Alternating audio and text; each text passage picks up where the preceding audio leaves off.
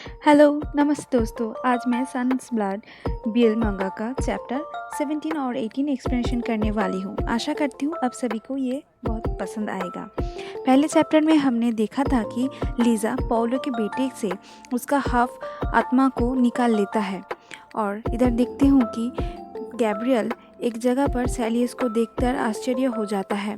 फिर वो मन में सोचने लगता है कि ये क्या पॉलो उसको ट्रैप कर रहा है या फिर सच में वो सेलियस है। गैब्रियल का दिल बहुत ज़ोर ज़ोर से धड़कने लगता है। वो खुद से कहता है कि मुझे बहुत डर लग रहा है। सच में क्या वो पॉलो है या फिर तुम हो सेलियस? गैब्रियल मन में सोचता है कि सच में क्या तुम हो? तुम्हें मिलकर मैं क्या कहूँगी और तुम यहाँ पर क्या कर रही हो? यहाँ पर हम लोग देखेंगे कि सेलियस उस फॉर्चून टेलर के पास जाकर उस फॉर्चून टेलर को कहता है कि आप कैसे हो। सेलियस उस फॉर्चून टेलर का हाथ पकड़ के कहता है कि मुझे आपसे कुछ सहायता चाहिए। सेलियस कहता है मुझे विश्वास है आप एक बहुत अच्छे फॉर्चून टेलर हो। सेलियस फ्लैशबैक पर जाते हैं जहाँ पर उस फॉर्चून टेलर सेलियस से कहा था कि तुम उस लड़के से मिलोगे जो लड़का तुम्हें कभी नहीं भूला, मगर पहले तुम्हें वो तुम्हारा पहचान छुपाना पड़ेगा। सेलियस कहता है आपको पता है ना आपने मेरे लिए जो भविष्यवाणी की थी, आपको याद है ना? वो फॉर्चून टेलर कहता है कि कौन सी भविष्यवाणी, मुझे याद नहीं है, मेरा मेमोरी आजकल ठीक नहीं रहता। फॉर्चून टेलर कहता है कि क्या तुम फिर से बता सकते हो मैं तुम्हारे लिए क्या भविष्यवाणी की थी? यहाँ पर हम लोग देखेंगे कि फॉर्चून टेलर को पूरे वश में कर लिया था पॉलो। ये सब जो भी प्रश्न कर रहा था वो सभी पॉलो उसको पूछ रहा था। सेलियस को थोड़ा सा डाउट होने लगता है।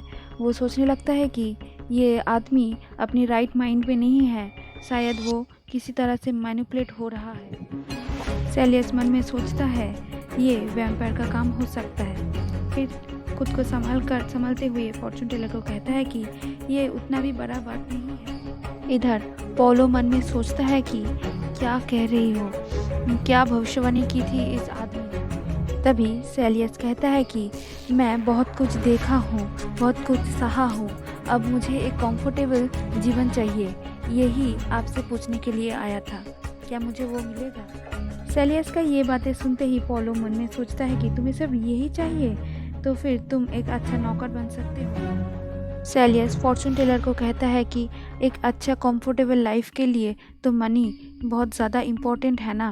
मैं ये कहने में संकोच नहीं करता हूँ कि एक बड़े आदमी के पास काम करना बहुत ज़्यादा कंफर्टेबल होगा और बहुत सारा पैसा भी आएगा। इधर गैब्रियल सेलियस को दूर से देख रहा था और सोच रहा था कि वो बहुत चेंज हो गया है। गैब्रियल मन में सोचता है कि उसका बातें सुनकर मुझे लगता है कि वही सेलियस है जिसका मेमोरी मेरा दिमाग पर अभी भी है। यस फॉर्चून टेलर को कहता है कि आप मेरा ये काम कर दीजिए, पॉलो से मुझे मिला दीजिए, तो फिर मैं आपको अच्छा अमाउंट दूंगा। वो फॉर्चून टेलर कहता है कि ठीक है, आज से 2 दिन बाद मैं तुमको उससे मिलाने की कोशिश करूंगा। सेलियस वहाँ से फॉर्चून टेलर को थैंक यू कहकर चला जाता है। यहाँ पर हम लोग देखेंगे कि सेलियस और पॉलो एक ही समय पर एक ही चीज़ सोच रहा था कि ये काम इतना जल्दी होगा मैंने सोचा भी नहीं था। पॉलो मन ही मन सेलियस को लेकर सोचता है कि मैं यहाँ से जब चला जाऊँगा उसके पहले मैं तुम्हें मेरा नौकर बना के रहूँगा। इधर सेलियस मन में सोच रहा था कि मैं फाइनली तुम्हें पकड़ ही लूँगा। फिर हम लोग देखते हैं कि एक आदमी सेलियस को पुकारते हुए कहता है कि यहाँ पर एक आदमी आया था जो उस फॉर्चून टेलर से मिलना चाहता था। फिर सेलियस कहता है कि कौन है, कहाँ पर है वो? फिर वो आदमी एक पेड़ की तरफ निशाना करते हुए दिखाता है, मगर वहाँ पर कोई भी नहीं था। फिर वो सोचने लगता है कहाँ पर गया। फिर सेलियस वहाँ से चला जाता है। फिर वो नोटिस करता है कि उसका वो छोटा सा कुत्ता उसके पीछे आ रहा था। सेलियस उस कुत्ते को कहता है कि तो फिर तुम आ रही हो मेरे पीछे। फिर वो दोनों कुछ समय के लिए विश्राम करने लगता है कि पेड़ के नीचे। सेलियस सोचने लगता है कि वो फॉर्चून टेलर ने कहा था कि एक लड़का जो मुझे आज तक नहीं भूला, तो फिर वो लड़का कौन है? सेलियस सोचने लग जाता है कि कौन है वो लड़का जो मुझे आज तक नहीं भूला। क्या मैं जब मेरा पास जब घर नहीं था, क्या वो लड़का, या फिर मैं जब शिप में जिस लड़के से मिला वो लड़का, या फिर क्या वो हो सकता है? फिर सेलियस सोचता है कि ठीक है, मैं उसे ढूंढ ही लूँगा। सेलियस फिर सोचने लगता है कि मुझे पहले प्लान करना पड़ेगा कैसे मैं पोलो का पास जा सकता हूँ। सेलियस उस पपी को कहता है कि पपी, मैंने जो चीज़ तुम्हें छुपाने के लिए दिया है, क्या तुम्हें अच्छे से रखा? सेलियस फिर से उस पपी को कहता है कि मैं सबसे ज़्यादा ट्रस्ट तुम्हें ही करता हूँ। सेलियस जब आंख बंद करके ज़मीन पे लेटा हुआ था, तभी हम लोग देखते हैं कि वहाँ पर गैब्रियल आता है। फिर सेलियस भी गैब्रियल को देखता है, मगर वो पहचान नहीं पाता। तब वो उसको कहता है कि क्या हुआ आपको? गैब्रियल सेलियस को कहता है कि क्या तुमने मुझे पहचाना सेलियस? तभी सेलियस भी पहचान जाता है कि ये गैब्रियल है। सेलियस गैब्रियल की गाल पे हाथ रखकर कहता है कि तो फिर तुम एक पादरी बन गई, ये तुम्हें सूट करता है। गैब्रियल मन में सोचता है कि मैं हमेशा से चाहता था कि तुम मुझे माफ़ कर दो, इसीलिए मैं एक प्रीस्ट बन गई। मेरे मन में हमेशा से तुम थे, ना कि भगवान। सेलियस गैब्रियल को कहता है कि आखिर मैं तुमसे मिल ही गया, कितना अच्छा कोइंसिडेंस है, मैं बहुत खुश हूँ तुमसे मिलकर। गैब्रियल सोचता है कि तुम अभी भी वैसे ही सुंदर स्माइल करते हो, मगर मुझे अब लगता है कि तुम एक अलग पर्सन हो जिसको मैं नहीं जानता। मैं तुमसे बहुत हेट करता हूँ सेलियस। गैब्रियल सेलियस को देखकर मन में सोचता है कि मैं बहुत क्रोधित हूँ और बहुत हताश भी हूँ। सेलियस गैब्रियल को इतना परेशान देखकर कहता है कि तुम्हें क्या हुआ है? गैब्रियल सेलियस की तरफ देखते हुए मन में सोचता है कि मैं तुमको इतना पास से देखकर मैं खुद को कंट्रोल नहीं कर पा रहा हूँ। फिर गैब्रियल सेलियस को किस करता है। गैब्रियल मन में सोचता है कि सेलियस, तुम्हारे मन में क्या चल रहा है? सेलियस गैब्रियल के इस बिहेवियर से आश्चर्य होकर कहता है कि क्या तुम प्रीस्ट बनना छोड़ रही हो? गैब्रियल थोड़ा सा गुस्से से कहता है कि क्या तुम्हें यही पूछना था मुझे?